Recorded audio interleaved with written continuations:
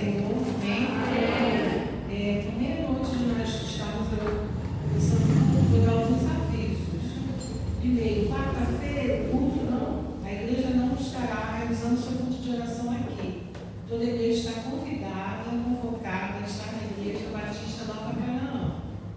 Domingo, à noite, estaremos recebendo o missionário Luciano, da Junta de Missões Nacionais.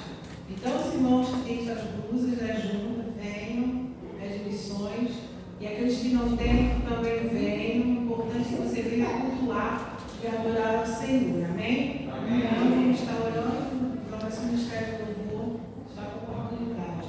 Oremos. Deus eterno Pai, nós somos gratos por essa oportunidade que o Senhor concede ao seu povo de reunirmos aqui neste local para louvar e adorar o teu santo nome. Pai, eu te peço por cada vida que aqui entrou nesse lugar, que o Senhor, Deus, possa estar ministrando o coração de cada filho seu nessa noite, em nome de Jesus. Amém. Amém.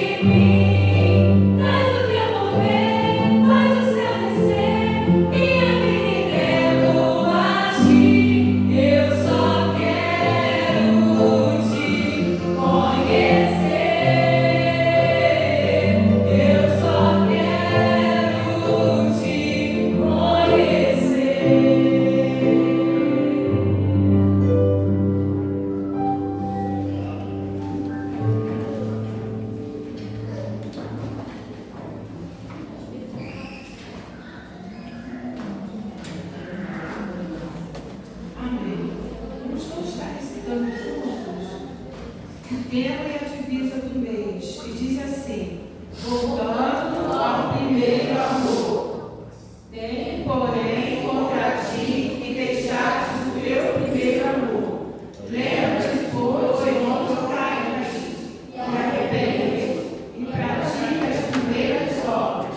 Quando não, brevemente a ti virei, e tirarei do seu lugar o teu castiçal, se não te arrependeres. Apocalipse capítulo 2, versículo 4 e 5.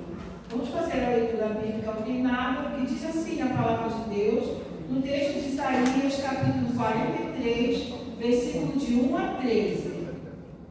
Mas agora, assim diz o Senhor que te criou, ó Jacó, e que te formou, ó Israel. Não temas, porque eu te remi, chamei-te pelo teu nome, tu és meu. Quando passares pelas águas, eu estarei contigo, e quando pelos rios, eles não te submergirão. E quando passares pelo fogo, não te queimarás, nem a chama arderá em ti. Porque eu sou o Senhor teu Deus, o Santo de Israel, o teu Salvador. Dei o Egito por teu resgate, a Etiópia e a Seba em teu lugar. Visto que foste precioso aos meus olhos, também foste honrado, e eu te amei. Assim dei os homens por ti, e os povos pela tua vida. Não temas, pois, porque estou contigo. Trarei a tua descendência desde o Oriente, e te ajuntarei desde o Ocidente. Direi ao norte, nada ao sul, não apreendes. Trazei meus filhos de longe, e minhas filhas das extremidades da terra.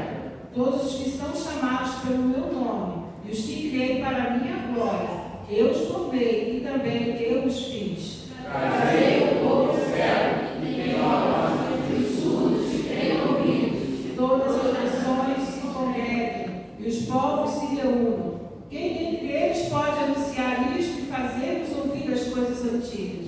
Apresentem as suas testemunhas, para que se justifiquem, se ouça e se diga: verdade é.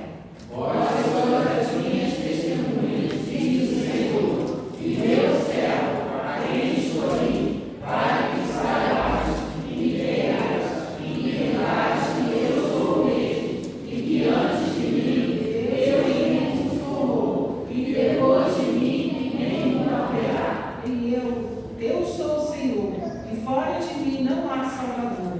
Eu anunciei, eu salvei, e eu fiz ouvir, e Deus estranho não ouve nem olha. Pois vós sois as minhas testemunhas, diz o Senhor, eu sou Deus. Ainda antes que houvesse dia, eu sou, e ninguém há que possa escapar das minhas mãos.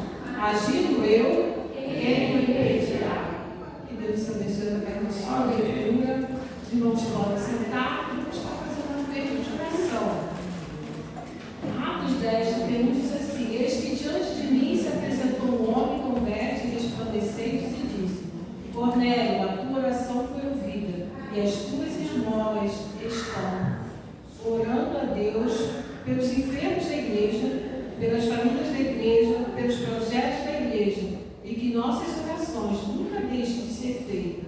Vou estar convidando para este momento o nosso diácono Paulo, que ele estará orando ao Senhor.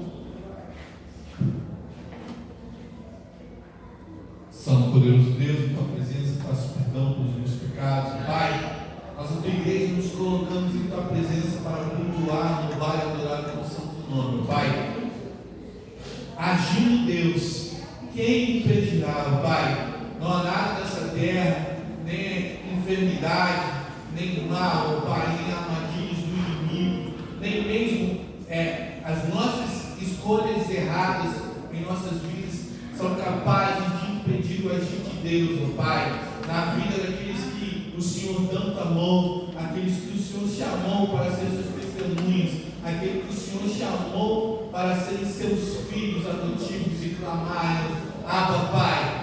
Então, ó Deus, eu convoco, Pai, mais uma vez a sua misericórdia, Pai, pelo seu povo, por aqueles que estão enfermos, ó Deus, por suas dores, por suas feridas. O Senhor criou cada pedaço nosso que possa estar entrando com providência, ó Pai, sarando, curando, ó Pai, que o que estiver fora do lugar possa estar entrando no seu lugar, ó Pai, que os que estiver errados, se estiver algum corpo sangue, se algo estiver no sangue, ó Pai, se estiver na pele, se estiver em qualquer parte do corpo que possa ser retirado, ó Pai, porque o Senhor criou, o Senhor pode colocar tudo no lugar, ó Pai, e nós queremos no Rei dos Reis, do Senhor dos Senhores, ó Deus, nós esperamos de Ti, nós sabemos que somente de Ti pode vir o Teu socorro, Pai, e nós cremos no milagre, mas milagres que vêm de Ti, feitos por Ti, ó Pai, para a Sua honra e glória, ó Deus.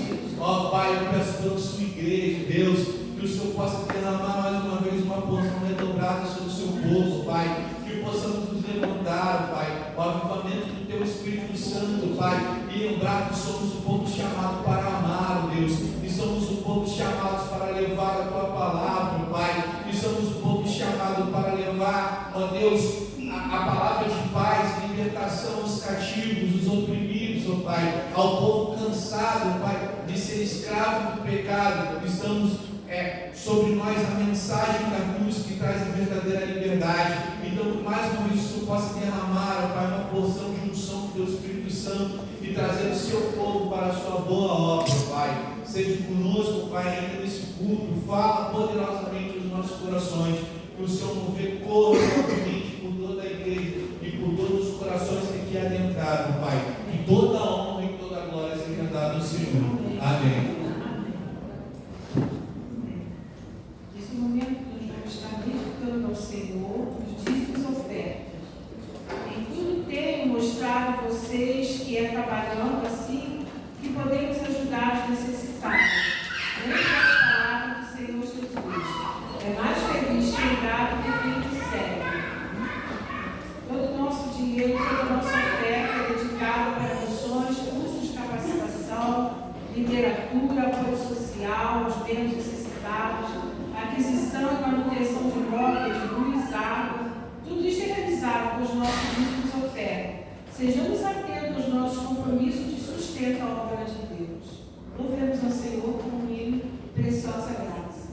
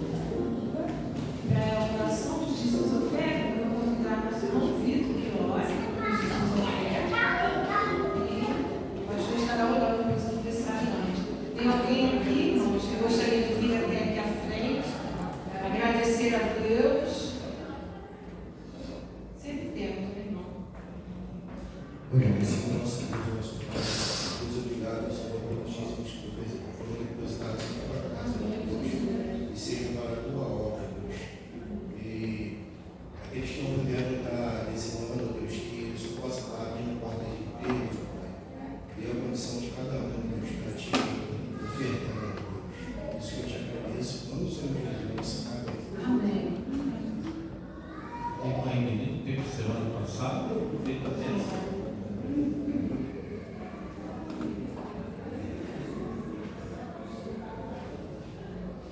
Amado Deus, nós te louvamos e exaltamos o teu nome, porque acima de tudo temos a tua fidelidade, essa fidelidade do Senhor se retrata nas promessas que se cumprem na nossa vida. A saber, ó Deus, a maior delas, a salvação em Cristo Jesus. Obrigado, a Deus, porque um dia o Senhor nos resgatou, um dia o Senhor nos tratou e nos fez, ó Deus, nova criatura. Aqui estamos, ó Deus, para te agradecer pelo dom da vida também. Obrigado, ó Deus, pela vida que completa mais um ano em sua presença. Que o Senhor continue abençoando a vida da tua serva, sustente ela. Tu sabes das suas lutas, das suas angústias, das suas necessidades, bem como dos seus sonhos e desejos. Pai eterno, que o Senhor esteja providenciando tudo aquilo que seja necessário para a sua serva. Eu te agradeço pelas bênçãos que o Senhor tem derramado sobre a vida do teu servo Daniel. Continue a atuar sobre a vida dele, continue a abençoar e fazer dele um canal de bênção em suas mãos. Te agradeço também, ó Deus, pela vida da tua serva, irmã Ana Bittencourt, que o Senhor esteja sustentando a saúde física, emocional, espiritual da tua serva, dê a ela o crescimento que ela deseja, que o Senhor esteja orientando ela em todos os passos. Mas nós te agradecemos porque até aqui o Senhor tem sustentado, tem abençoado a tua serva. Abençoe a vida da minha mãe, ó Deus, que completará mais um ano de vida. Pai, até aqui o Senhor também tem abençoado a vida da tua serva. Que o Senhor esteja atuando sobre as suas necessidades emocionais, físicas e espirituais. Que o Senhor abençoe o seu lar, abençoe a sua família e faça dela um canal de bênção. Obrigado pelo teu povo aqui reunido. Graças eu te dou, em nome de Jesus. Amém. Amém.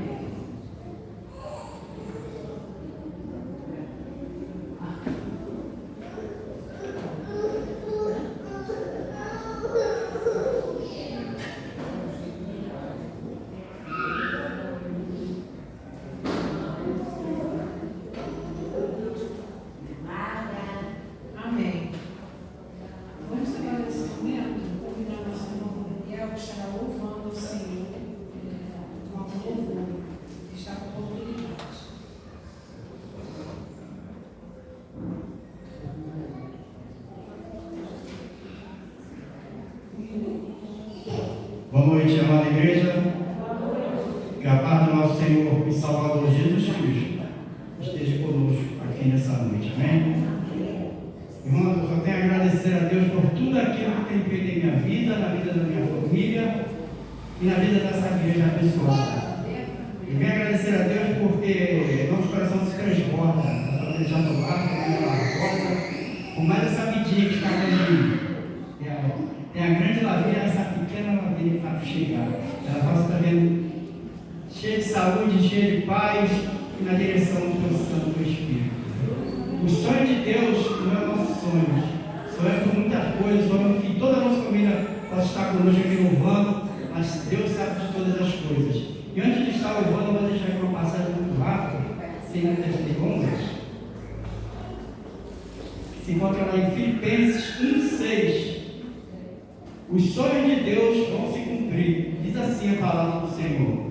Estou convencido de que aquele que começou a boa obra em nós vai completá-la até o dia de Cristo Jesus. Você crê nisso? Louvemos ao Senhor.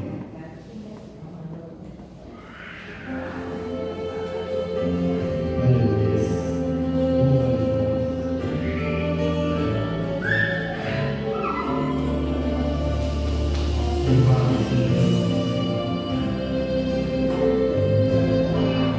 de oração, medita nessa canção.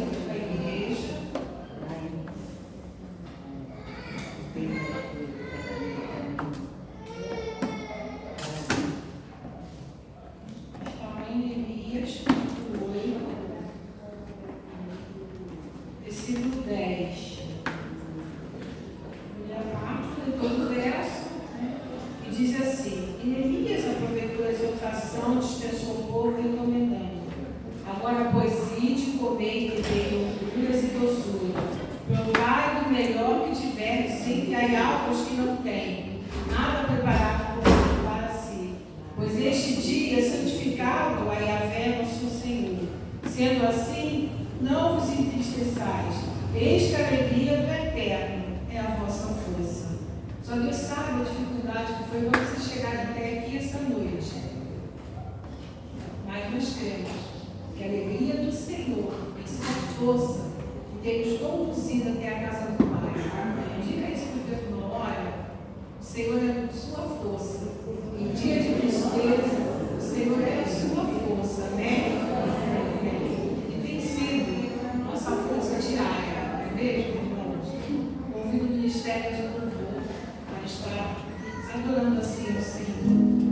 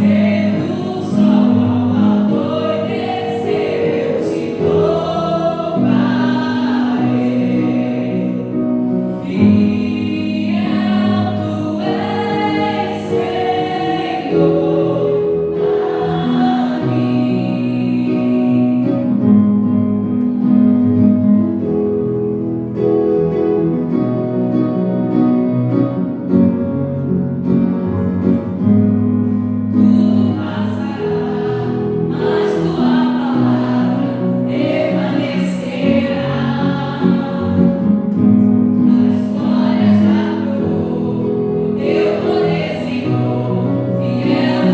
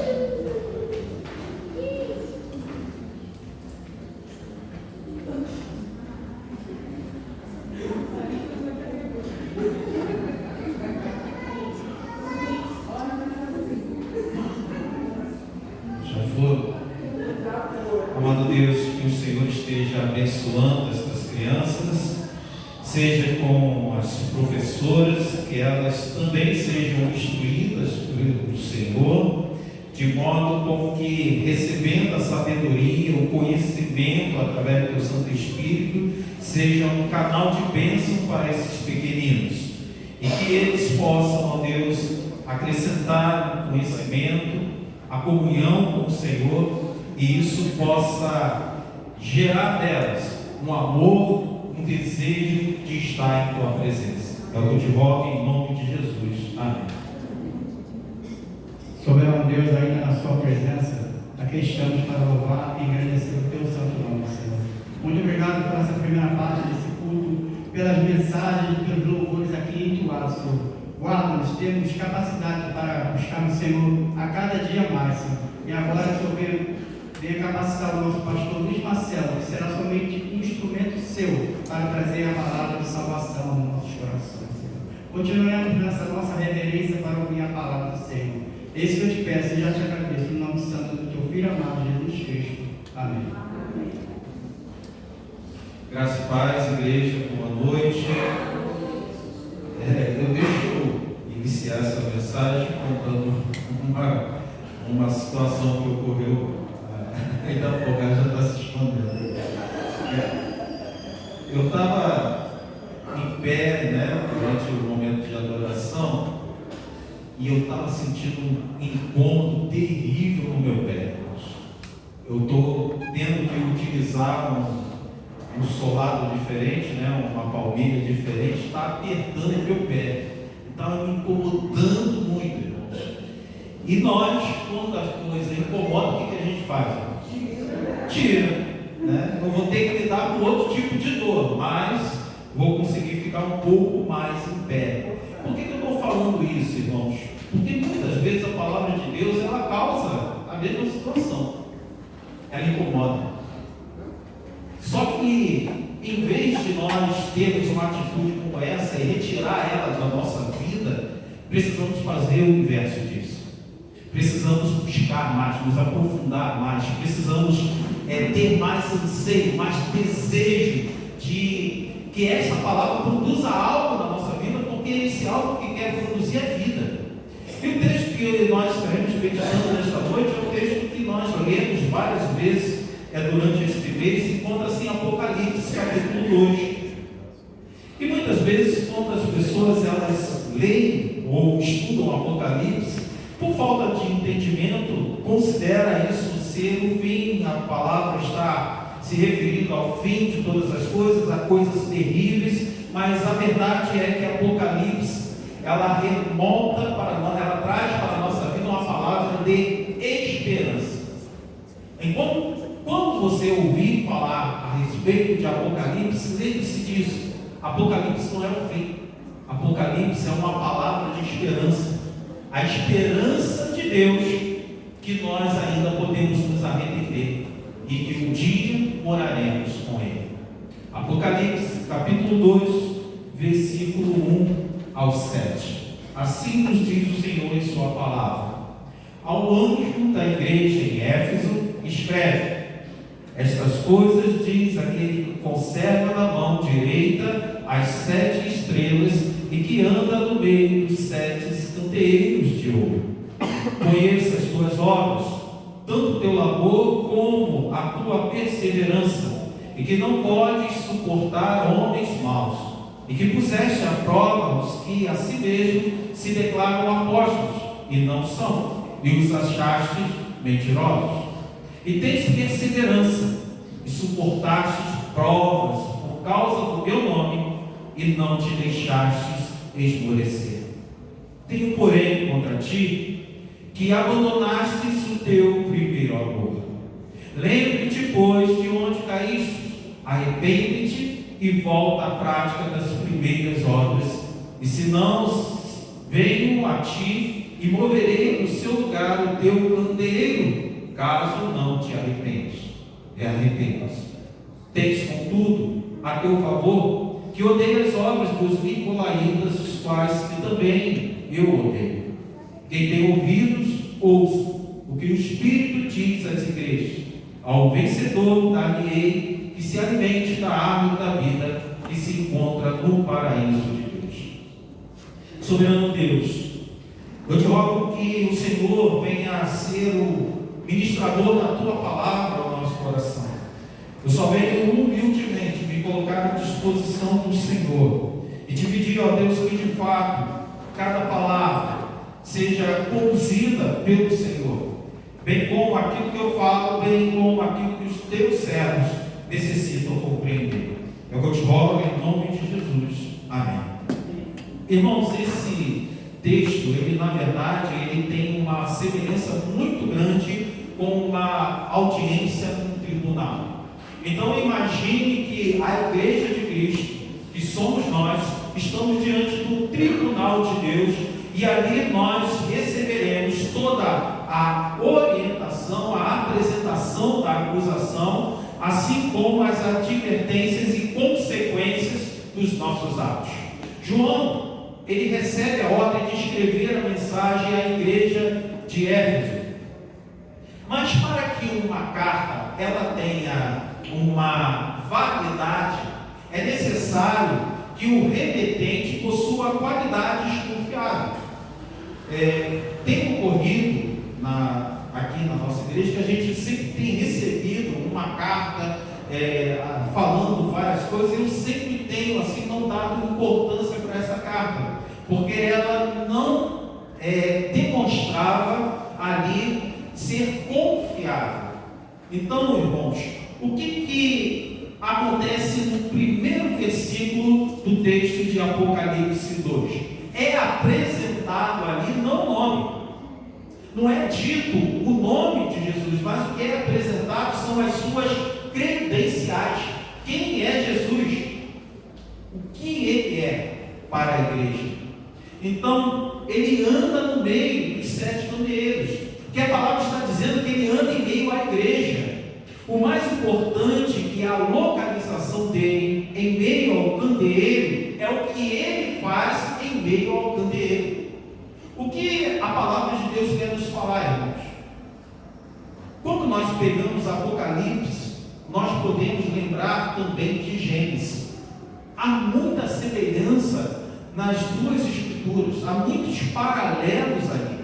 E a primeira delas que eu quero destacar para você é que no Éden acontecia algo muito tremendo. Deus andava no jardim. E quando ele andava no jardim, o que ocorria? Ele tinha o contato com o ser humano. Ele tinha a comunhão com a sua criatura. Agora em Gênesis é apresentado que esse mesmo Deus, ele busca uma comunhão, ou seja, ele está passeando em meio à igreja. O que a palavra está te revelando? E esse Deus de amor, esse Deus maravilhoso, ele está caminhando em nosso meio nesse instante. E ele está sondando o coração. Ele está atento àquilo que está passando na tua mente. Ele sabe exatamente quais são as suas angústias, ele sabe quais são as suas necessidades, e ele busca, através deste passeio, examinar você e buscar uma proximidade com você. A palavra está falando que Deus, ele não é indiferente àquilo que você está vivendo. E como o sumo sacerdote, que é o nosso Senhor Jesus, o Deus encarnado, ele abastece o óleo desta igreja, da lamparina dessa igreja, do candeeiro desta igreja. Ou seja, ele traz aquilo que vai manter ela acesa. O que é? A presença do Espírito Santo.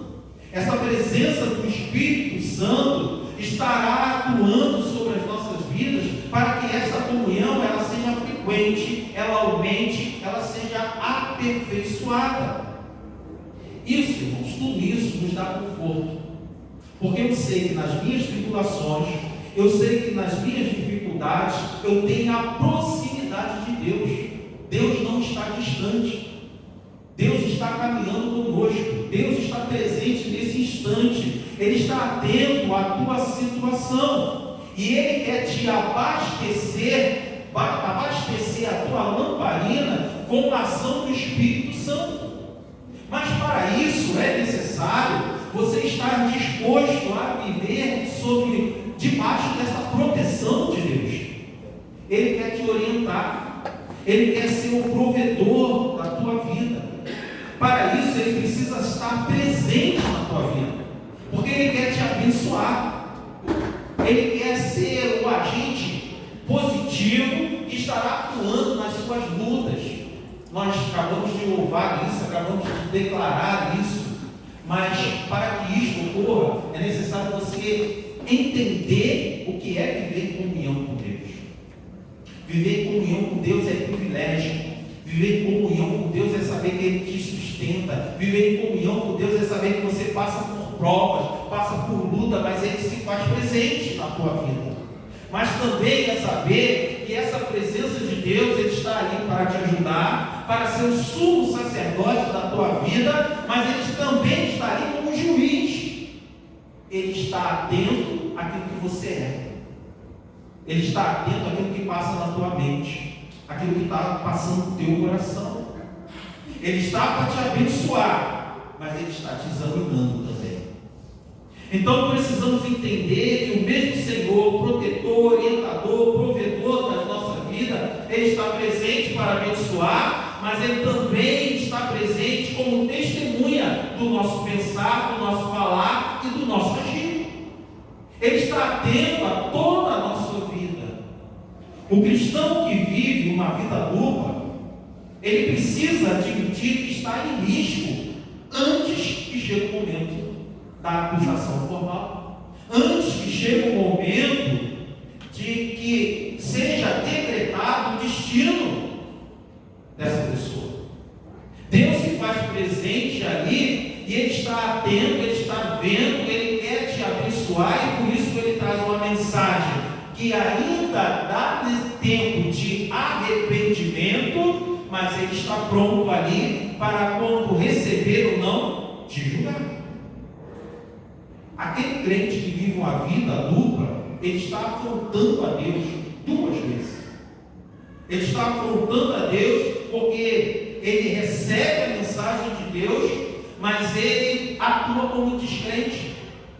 Ele não muda o seu coração, ele ignora aquilo que o Espírito Santo está falando ao coração dele, e ele ignora todo e qualquer risco de alerta da parte de Deus. Mas ele está atuando com afronta de uma forma dupla, porque ele também sabe da necessidade de outras pessoas se arrepender e mudar, mas ele que está dentro da igreja não se arrepende e não muda. Então o que está acontecendo? Ele está dando um mau testemunho. E a palavra de Deus é muito dura com relação a isso, irmãos. A palavra de Deus fala que seria melhor você pegar uma moeda, pendurar no seu pescoço, se jogar no mar, do que você escandalizar uma pessoa. Então, será um julgamento muito duro para aquele que diz ser, mas não é. E o que Deus está fazendo, está falando aqui nesse texto de Apocalipse? Ele está dando oportunidade. Ele está dando oportunidade de mudança. Ele está dando oportunidade de rever a sua vida. E cabe ao cristão pecador se arrepender. E quem é o cristão pecador? Eu sou um cristão pecador. Então, a cada momento, até com situações que sejam corriqueiras, eu tenho que me arrepender. Ontem aconteceu algo terrível. Fui fazer o exame, estava marcado para 8h20. Cheguei lá, fiz a minha ficha, a menina falou, só para o primeiro andar que vão atender. Chegou lá, chamaram as pessoas que eram prioridade. Legal, prioridade, tudo bem. Chamaram as pessoas que estavam na minha frente. Natália, presta atenção. Chamaram as pessoas que estavam na minha frente. Tudo bem. Começaram a chamar as pessoas que tinham chegado depois de mim. Eu já fiquei daquele jeito. Está acontecendo algo errado. Quando ela chamou a segunda leva, eu fui lá falar com a menina. E eu falei, está acontecendo alguma coisa. Eu já estou aqui, já chamaram várias pessoas e não me chamaram. E ela, qual exame que o senhor vai fazer? Eu vou fazer uma ressonância magnética no pé. Ela falou, não é aqui, é lá embaixo no pé. Aí já vem já a carne. A carne já começa, vou lá. Quando eu desci, estou de cara com a atendente. Aí eu, vem cá, você falou que era para mim subir? O senhor é lá em cima o exame. Lá em cima. A menina acabou de falar que é aqui embaixo. Ela virou para a colega, é aqui embaixo, é? Já estava 2h30. 8h20, saí de lá meio-dia.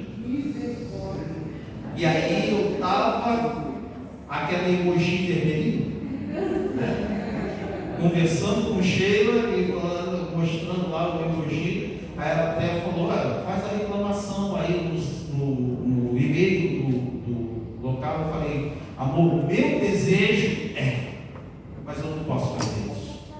Porque ao fazer isso, eu não sei o que a menina está vivendo.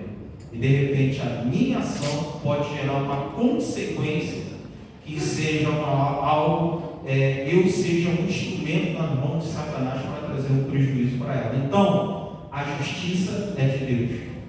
Algo propósito de Deus. Então não sou eu que vou tomar a frente. Irmãos, isso é fácil, não é? Não é fácil. O que eu queria era exatamente a minha justiça, o meu direito. Mas nesse instante eu preciso lembrar quem comprou a minha vida. E comprou por um alto preço. E nesse instante eu tenho que ceder lugar ao Espírito Santo, não à carne. É nesse instante que eu tenho que abrir a mão do meu eu. E tenho que mostrar que de fato o Espírito Santo tem o controle. É fácil? Não é fácil. É luta. É você tirar aquilo que te incomoda. E nesse caso, não é uma palmilha, irmãos. Mas é a agressão, é a falta de respeito, é a falha da outra pessoa. Mas por que eu quero fazer? Porque eu sou bom? Não. É porque eu quero a salvação, irmãos. Então a minha reação a certas circunstâncias tem que ser de acordo com a vontade de Deus. E por isso eu preciso que o Senhor atue sobre a minha vida e mude.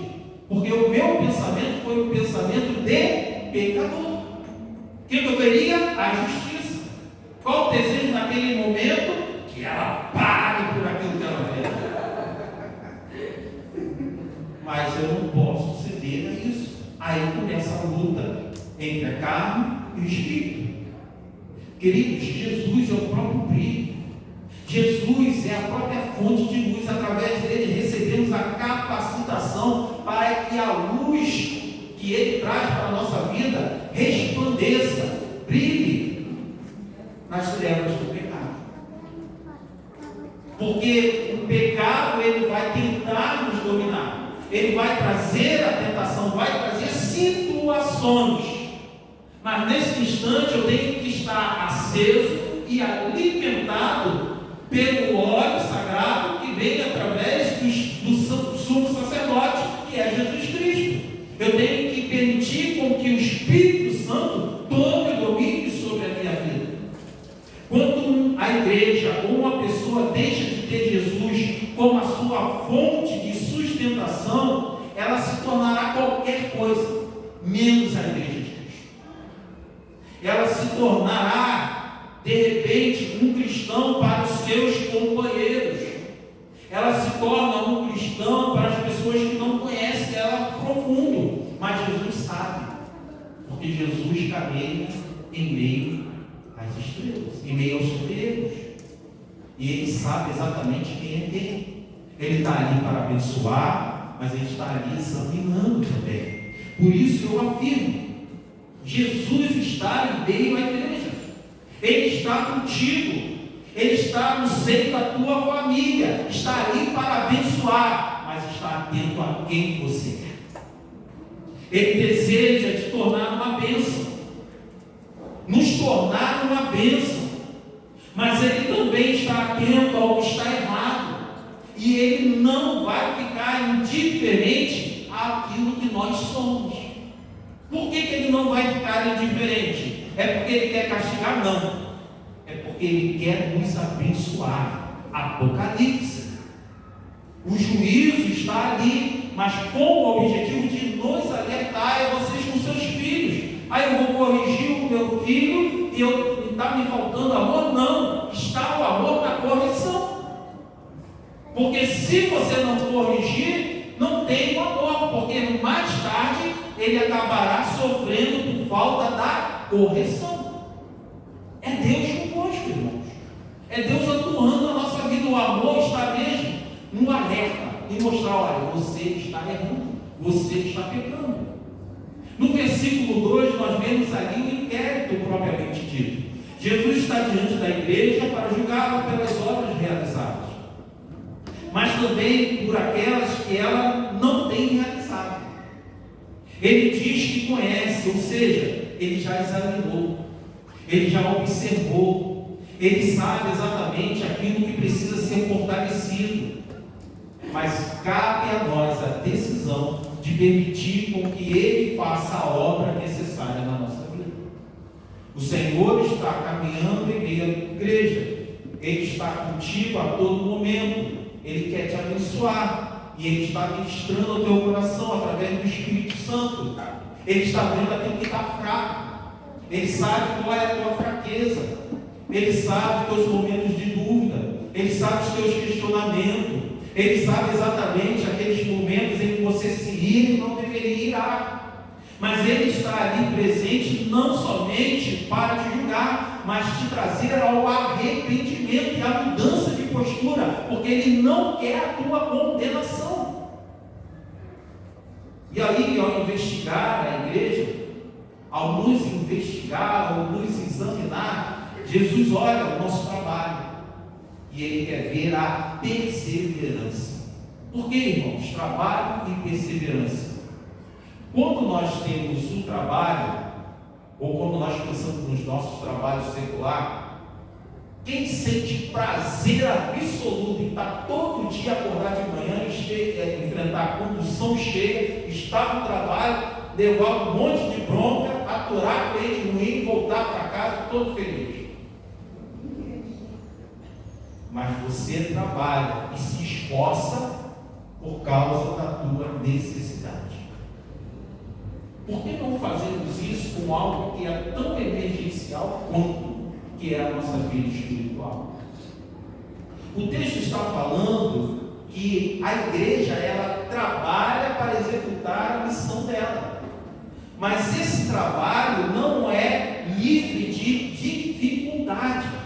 É a nossa vida, irmãos. O que nós trabalhamos para alcançar a salvação?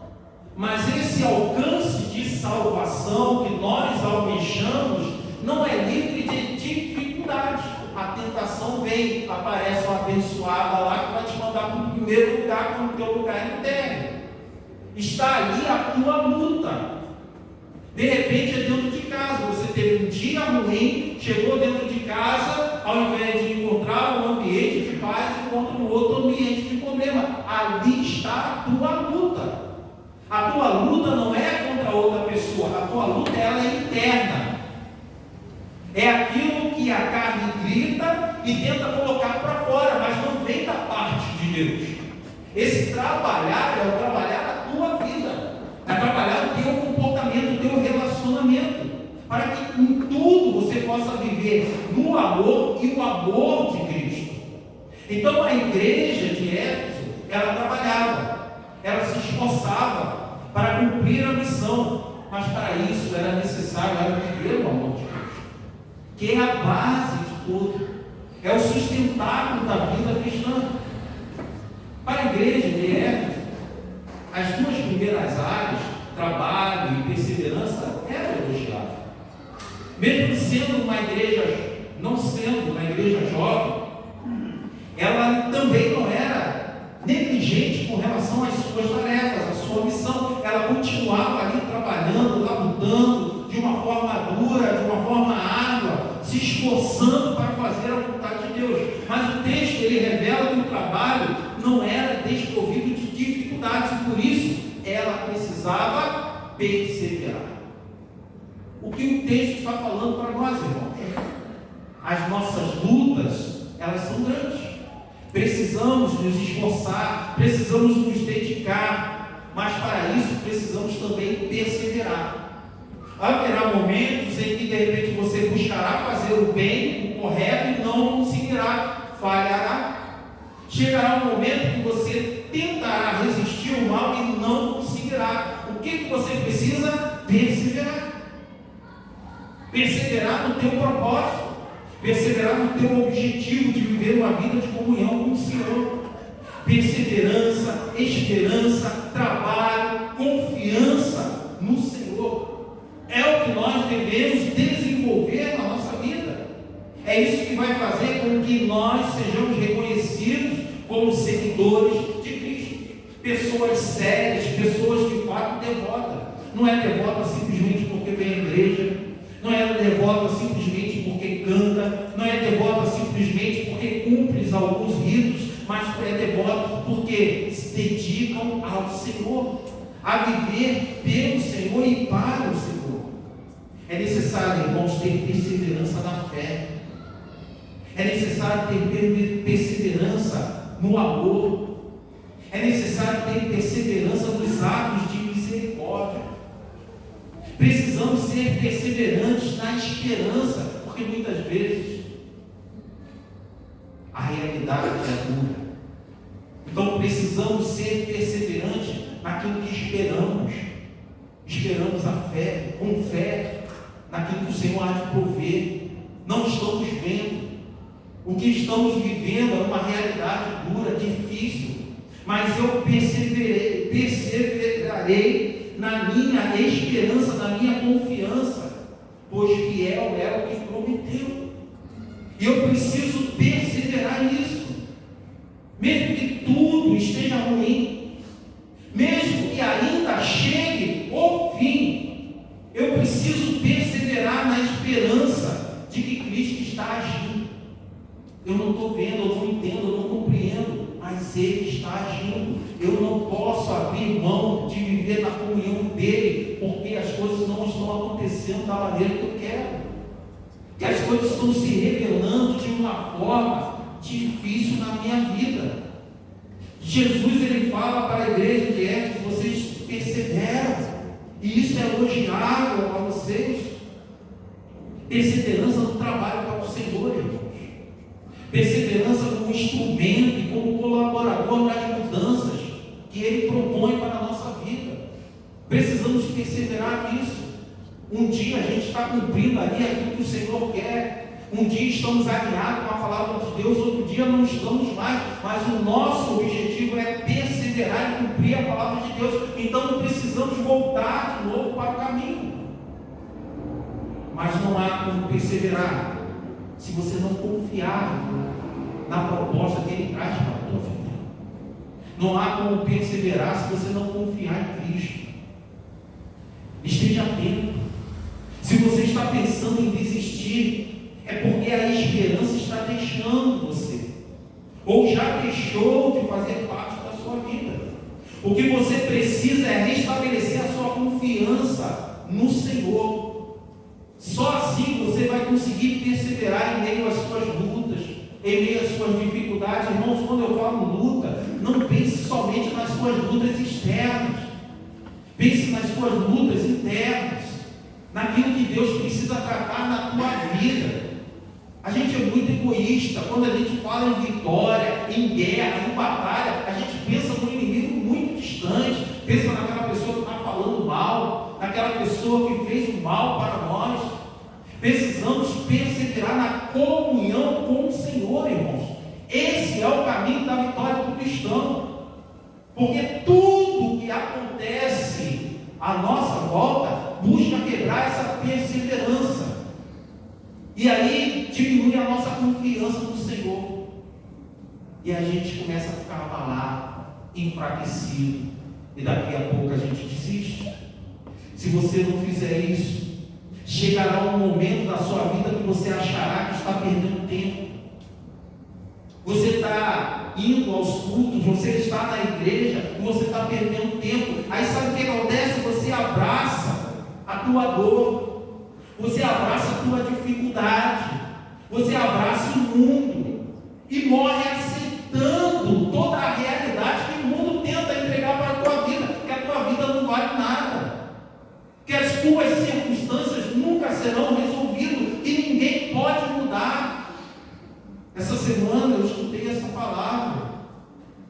E por incrível que pareça, um crente perguntou para mim, um crente, irmão, a pessoa pode mudar assim mesmo? Eu falei,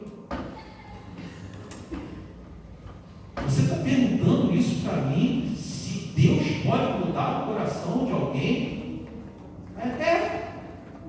Aí não tem experiência com Deus, irmãos. Porque é um cristão que duvida do poder de Deus de mudar o comportamento de uma pessoa, não tem experiência com Deus. Porque eu sou testemunha disso. Eu vejo várias testemunhas disso aqui, do poder de Deus para mudar o caráter, para mudar o comportamento. Há poder no sangue do Senhor Jesus, irmãos, para isso. Como eu vou questionar ou duvidar que Deus possa mudar algo que está de errado na minha vida? Ou na vida de outras pessoas? Então é necessário, irmãos, a gente ter a esperança, ter a confiança no Senhor, senão a gente aceita a dura realidade, a triste realidade que o pecado, ele é poderoso e é mais poderoso do que Deus. E aí a gente acaba desistindo, desiste de perseverar para superar as nossas dificuldades internas ou externas. E mesmo sendo elas, essas dificuldades, a mais deplorável, a mais perturbadora, incômoda da realidade, a gente acaba morrendo espiritualmente abraçado a ela. Essa é a história de vários pecadores, irmãos. Essa é a história daquela pessoa que, mesmo a palavra sendo pregada, ela permanece ali com o coração duro, porque ela não acredita no poder de Deus para mudar. Ela cai uma vez e ela fala, eu sou fraquinho mesmo. Ela busca fazer o correto e faz o errado. Eu sou desse jeito mesmo, todo mundo é assim mesmo. Ela sente essa realidade, e mesmo que isso destrua ela, destrua a família dela, ela acaba morrendo abraçada com essa realidade. Quando Cristo se apresenta com a possibilidade de mudança de vida, de viver uma nova realidade. Então precisamos perseverar na nossa confiança no Senhor, porque o Senhor vem com uma acusação. E aí chegamos ao versículo 4. Tenho, porém, contra ti que abandonaste o primeiro amor. Eu não sei qual é a sua luta, qual é a sua dificuldade. Não sei se você tem dificuldade para perdoar, não sei se você tem dificuldade com a tua história passada, eu não sei se você tem dificuldade com o cristianismo, ou de repente com alguém que deveria te amar e não te amou. Mas nada disso justifica abandonar o amor de Deus, porque Ele te conhece melhor do que você mesmo. E ainda assim, com todos os seus erros e pecados, com toda a tua ignorância, com toda a tua maldade, eu garanto, Ele te ama. Ele te ama. Lembra aonde você esteve? Você lembra aquilo que você fez? Um comportamento totalmente longe de Deus? O amor do Senhor estava ali. O amor de Deus estava ali. Em nenhum momento Ele se afastou de você, em nenhum momento Ele deu as costas para você. Estava chorando, com o coração partido, porque Ele ofereceu para você o melhor, a oportunidade de mudança, e você mais uma vez rejeitou. Mas o amor dele estava ali. E agora, através da sua palavra, Ele está dizendo, eu te amo. Você tem várias qualidades, mas eu tenho, porém, contra ti que você abandonou o primeiro amor. Quando Deus criou o ser humano, Ele amou. Quando o ser humano pecou, Ele não deixou de amar. Quando seu filho foi morto na cruz do Calvário por causa do teu pecado, dos meus pecados, ele não deixou de nos amar. Mas o inverso disso tem ocorrido várias vezes. Temos deixado de amar a Deus. Com amor, através das ações de Jesus em sua crucificação e ressuscitação, Ele criou a igreja. Assim como Ele criou o ser humano por causa do amor dele, a sua criatura. E deveria ser natural de nós corresponder a este amor. Deveria ser parte da nossa natureza, daquilo que nós somos, como respirar, amar a Deus. Como olha uma criança, um bebezinho ali, naquela cama ali, de amar ele, sem ele ter feito nada, simplesmente por existir. Deveria ser o nosso comportamento, amar a Deus simplesmente porque Ele existe na nossa vida. Mas infelizmente isso não é o nosso natural. Precisamos lutar contra a carne, precisamos permitir que o Espírito Santo de Deus assuma total controle sobre as nossas vidas, para que nós possamos de fato desfrutar deste eterno amor do nosso Criador. Por isso Ele está falando: volte ao primeiro amor. Se lermos somente o versículo 4, nós poderíamos cair no erro de achar que não existia mais o amor da igreja de Éfeso por Deus, mas não. Se você olhar no versículo 2 e 3, vai ver que o que estava acontecendo é que eles estavam esquecendo do primeiro amor. Ainda existia o amor, mas esse amor estava se esfriando. Sabe quando isso ocorre, irmãos? Quando não temos mais prazer na oração. Quando a oração não é mais prioridade nossa. Quando conversar com Deus já não nos faz mais falta, como talvez Adão e Eva tenham sentido quando saiu do Éden. Conversar com o Senhor. Contar para Ele com intimidade, com comunhão, com um amor profundo, com confiança, as angústias, as dores, os medos, mas os momentos, os dias de alegria e felicidade. Então, quando você não está mais vivendo esse aquecimento espiritual, significa que algo está sendo quebrado dentro de você e o Senhor está falando: olha, ainda há tempo.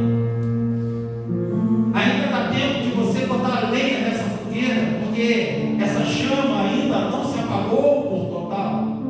Ainda há tempo de você buscar a comunhão, ainda há tempo de você voltar à oração, ainda há tempo de você ler a palavra de novo, ainda há tempo de você se dedicar à casa de Deus, ainda há tempo de você ser um instrumento na mão do Senhor, na casa de Deus, ainda há tempo de você ser um canal de bênção no seio da sua família. Ainda há tempo de você ter uma mudança de caráter. Ainda há tempo de eu ser o controlador da tua vida. A igreja de Éfeso evoluiu, assim como toda igreja, ela precisa evoluir. A igreja não precisa e nem deve ficar parada com o passar do tempo. Ela precisa ter o crescimento. Mas por mais que o crescimento e a beleza daquilo que é visto pelos homens mereçam aplauso, ela não pode esquecer que o alicerce dela, aquilo que sustenta ela, o sustentáculo dela, deve ser respeitado e lembrado. Ela vive, ela continua a ser próspera, ela continua a ser produtiva, ela continua a ter utilidade nas mãos do Senhor, porque ela ama a Cristo. Quando este amor acabar, todas as outras coisas vão caindo como um dominó, um do lado do outro. Então você precisa voltar, precisa cultivar o amor a Cristo. E nesse momento o Espírito Santo nos incomoda com uma dura pergunta: o que te motivou a estar na igreja nesta noite? O que tem te motivado a ir aos cultos? O que nos motiva e o que tem nos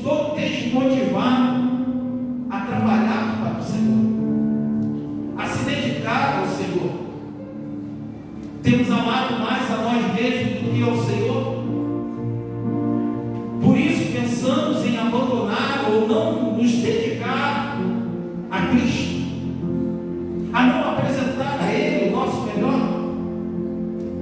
Se a nossa resposta é sim para essas perguntas, irmãos, precisamos voltar ao primeiro amor. Sem amor a Cristo, nós desistimos porque o cansaço chega. As dificuldades nos roubam a alegria. Então paramos. Sem amor a Cristo, não conseguimos suportar uns aos outros. Sem amor a Cristo, não conseguimos perdoar. Mas quando o nosso prazer e propósito está em alegrar o coração de Deus, nós somos renovados, nós somos fortalecidos e geramos vida por aquilo que nós vivemos, por aquilo que nós somos. Então, mesmo que o inimigo tenta trazer a morte para a nossa casa, nós geramos vida porque temos o amor a Cristo, e esse amor gera vida, irmãos. O inimigo tenta colocar o dedo dele ali, tenta estragar as coisas, mas o amor de Cristo está em nós, e esse amor não é derrotado por aquilo que o inimigo tenta trazer. Ele tenta tirar a alegria da comunhão, ele tenta tirar a alegria de estarmos na presença do Senhor, mas nada disso é roubado, porque o nosso amor é em Cristo Jesus. Ele tenta tirar a alegria do teu casamento, do teu matrimônio, do teu ambiente familiar, mas nada disso é roubado, porque o teu amor primeiramente está em Cristo Jesus e você confia nele. Fazer algo que está fora do sustentável de Jesus Cristo é condenar o que estamos fazendo ao fim, irmãos, porque tornamos o motivo da nossa adoração a essas coisas. Elas se tornam prioridade na nossa vida. Então tudo que nós precisamos fazer precisa estar sustentado no amor a Cristo. Você quer amar os teus filhos? Você quer amar o teu cônjuge? Então você precisa amar primeiramente a Jesus. Porque quando vier uma pessoa bonitona, quando vier as enfermidades, nada disso te levará para longe dos propósitos de Deus, porque você ama a Cristo. E por você amar a Cristo, você não abre mão de um relacionamento com Ele. Você não abre mão de fazer a vontade dEle. Queridos, se eu prego, se você canta, se Ele toca, se alguém leciona ou atua de qualquer área dentro da igreja, o motivo precisa sempre ser o amor em Cristo Jesus. Porque chegará o dia que qualquer motivo será motivo para levar longe de Cristo. Alguém olhou torto para você, vou sair da igreja. Veio a enfermidade, não vale a pena seguir a Cristo. Passou-se situações difíceis de forma ordinária. O que eu estou fazendo dentro da igreja? Mas quando há o amor de Cristo, nada disso importa, irmãos, porque o teu relacionamento pelo Senhor é o que vale. E esse relacionamento com o Senhor não muda, porque o Senhor te ama e você sabe disso. Você sabe disso, você confia nisso. Mas eu quero te também fazer um alerta, irmãos. Esse comportamento de desânimo, esse comportamento que você tem quando o amor não é predominante, as suas ações ou reações carnais, quando o amor de Cristo não dita quem você deve ser ou como você deve se comportar, isso contagia a nossa vida. Contagia. Ela começa primeiramente com aquele fato propriamente dito. Aquela coisa que está acontecendo de dificuldade te entristece. Aquela situação que está acontecendo na tua vida te traz desânimo e vontade de desistir. E aí você começa a ficar com falta de desejo de fazer a vontade de Deus.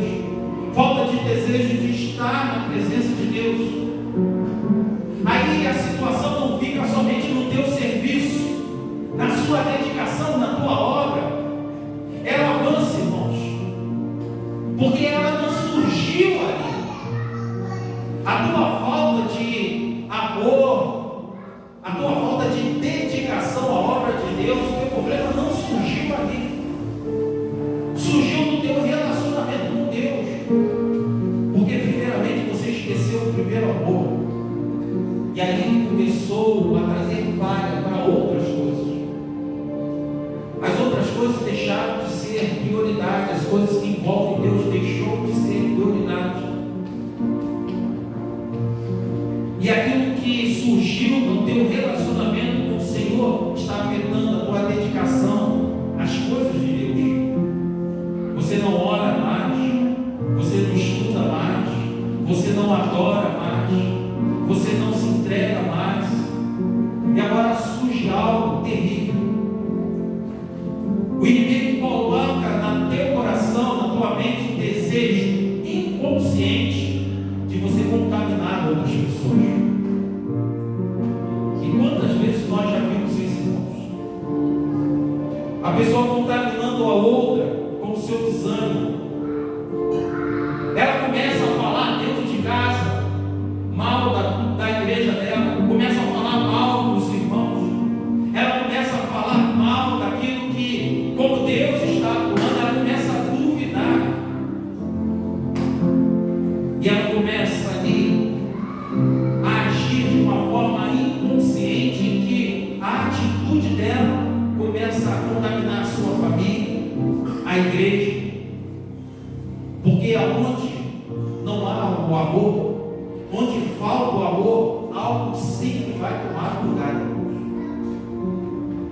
Guarde isso. Onde falta o amor, um sentimento vai tomar lugar disso. O ódio, a mágoa, a tristeza, o desejo de vingança, a descrença, tudo do teu amor saiu. O amor é a nossa, é aquilo que nos brinda, é a nossa capa protetora, é o nosso escudo. Então, se você abre mão do amor a Deus, essas coisas começam a tomar lugar. E aí você não entende, por que eu estou assim agora? Por que eu estou com esse sentimento? Porque o amor está apagado. E Jesus fala: arrependa-se e cultive novamente este amor. E o arrependimento ele só pode ocorrer após a lembrança reflexiva dos nossos atos, das nossas omissões. O passado, com as nossas lembranças más e boas, precisa ser vasculhado. É o que Jesus fala: olha, lembre-se de onde você caiu. Ou seja, vasculhe a tua vida. Olhe de onde você está, onde você estava e de onde você caiu. Amados, o Senhor está dizendo para nós nessa noite: precisamos nos atentar enquanto há tempo. Onde ou de onde nós caímos? Ou seja, como nós estávamos antes da queda. É a partir deste ponto que a nossa comunhão ela precisa ser restabelecida. Precisamos retornar às antigas práticas que nós testemunhava que Cristo era Senhor da nossa vida, Senhor da nossa igreja. Perceba que esse julgamento não tem um propósito de condenação, mas de reconciliação, porque o Senhor está dando tempo.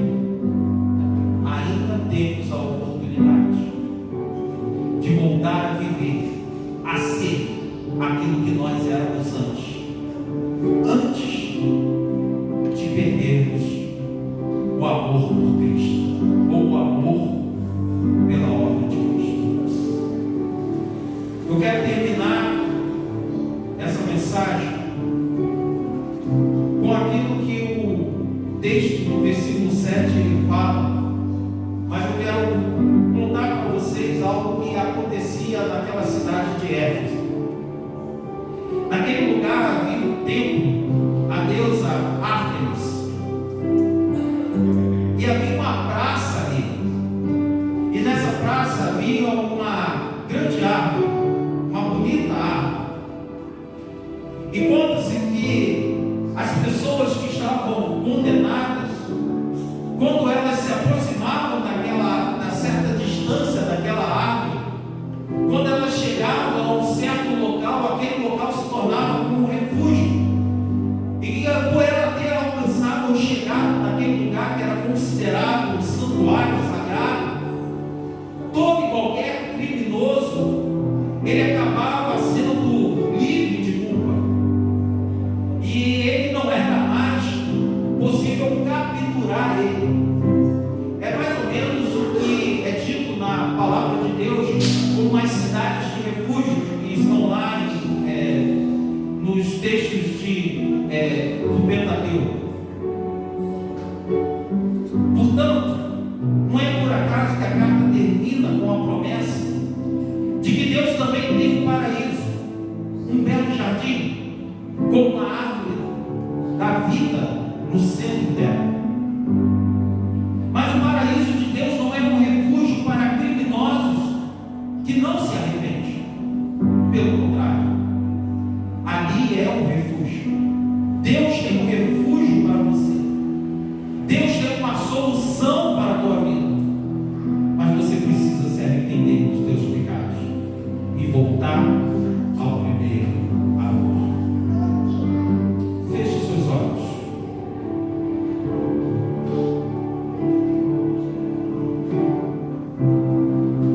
Em algum momento dessa mensagem, o Espírito Santo de Deus te confrontou e falou uma verdade para a tua vida, de algo que precisa ser trabalhado no teu viver, algo que precisa ser modificado. Então este é o momento teu com o Senhor. É a oportunidade de você se reconciliar ou de repente assumir um compromisso com Cristo. É você e Deus. Então faça isso enquanto o Senhor está te dando tempo, oportunidade para você mudar. Faça isso enquanto há tempo. Tome uma decisão e declare: Senhor, eu quero voltar ao primeiro amor. Eu quero voltar a te amar como antes. Deus, eu quero voltar a confiar no Senhor como antes. Deus, eu quero voltar a viver a comunhão que eu tinha com o Senhor de antes. Mas me falta força. Então esse é o momento de você admitir ao Senhor áreas da sua vida que precisam ser tratadas. Então coloque diante de Deus aquilo que o Espírito Santo está te revelando como uma área da sua vida que precisa ser trabalhada pelo Senhor. Porque Ele quer te dar a coroa da vida. Ele quer viver em comunhão contigo. Então ora ao Senhor. Eu quero voltar, Deus, a viver uma vida de intimidade, de amor profundo ao Senhor, com o Senhor. Mas me falta força. O pecado que habita em mim tem sido mais forte do que a minha consciência de que eu preciso mudar. Então, diante do Senhor, eu admito a minha fragilidade, eu admito a minha incapacidade, e te peço, ó Deus, que o Senhor opere em minha vida de forma que eu seja uma pessoa de fato diferente.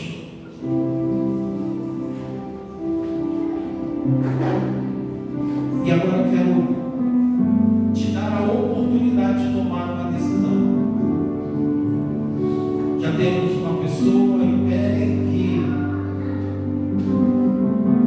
entende essa necessidade de se colocar diante do Senhor e buscar essa reconciliação. Mas também, talvez seja a tua realidade. E Deus quer que você declare a Ele: eu quero viver um amor profundo ao Senhor. ou só sinalize para mim com as mãos, ou também se coloque de pé.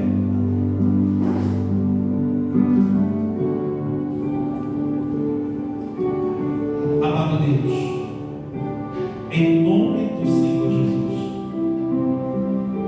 eu coloco esta vida diante do Senhor, ó Deus. Que o Senhor esteja trabalhando no relacionamento dela com o Senhor. Que o Senhor esteja atuando de uma forma poderosa, como somente o Senhor é capaz de fazer. E dar a ela a capacidade de viver uma vida de comunhão, de te amar acima de todas as coisas e todas as circunstâncias. Pai eterno, que o Senhor esteja gerando um sentimento de amor profundo no coração. Que o Senhor esteja dando a esta pessoa, Deus, a razão do teu viver, de uma vida de comunhão, de plena comunhão com o Senhor. E que todas as outras coisas, ó Deus, fiquem em segundo plano ou sequer faça parte da sua vida. Tudo aquilo que não vem da tua mão, ó Deus, tudo aquilo que não é do teu querer, deixe de influenciar esta vida, para que brote nela o amor perfeito ao Senhor, o amor profundo ao Senhor. Quanto aos teus servos, demais servos que aqui estão, que todos possam viver este sentimento de amor, que é maior que todas as coisas, que é maior que os seus interesses mais íntimos, e que o Senhor dê a vitória a cada um deles. Leva o teu povo para os seus lares, ó Deus, debaixo da tua paz e da tua presença. Que todos possam desfrutar de uma semana de bênçãos, de livramentos e de vitórias, Deus, e que o amor de Deus Pai, a graça salvadora do Senhor Jesus e as consolações do Espírito Santo de Deus seja com a Igreja Batista em Vilheiro e seja com todo o seu povo espalhado por toda a face da terra, Deus. É o que eu te rogo em nome do Senhor Jesus. Amém e amém. Peço a toda a igreja que se coloque de pé e o ministério do louvor que assuma a direção neste momento final de adoração ao Senhor. Lembrando aos irmãos, quarta-feira, na Igreja Batista Nova Canaã, vamos chegar lá às 19 horas para que estejamos prontos para conduzir o culto.